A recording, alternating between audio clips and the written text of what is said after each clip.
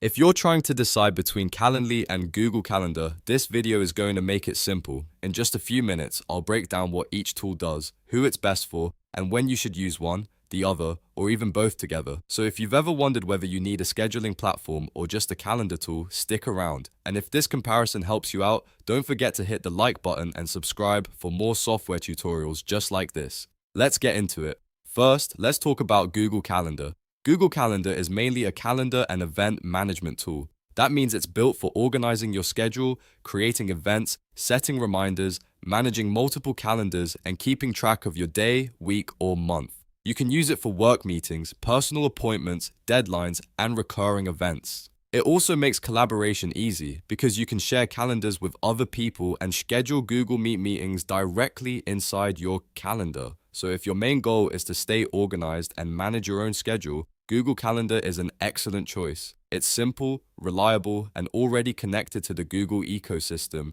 which makes it especially useful if you use Gmail, Google Meet, or other Google Workspace tools. Now let's move over to Calendly. Calendly is designed for appointment booking. Instead of manually going back and forth trying to find a time that works, you can create a personalized scheduling link and let other people book time with you based on your availability.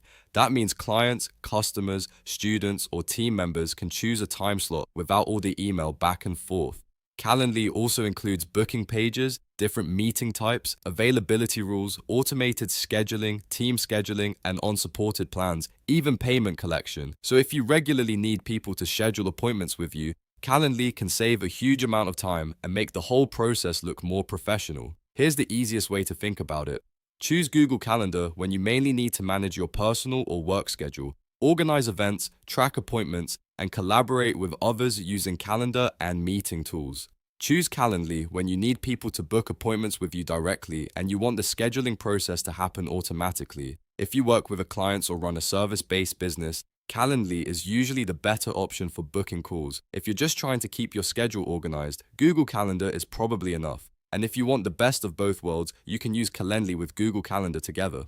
In that setup, Calendly checks your Google Calendar availability and only offers time slots that are open, while Google Calendar remains your main calendar for everything else. That combination is especially powerful because it gives you a professional booking system on the front end while still keeping your daily schedule centralized in Google Calendar. So instead of replacing each other, these tools can actually work together. So to wrap it up, here's the short version.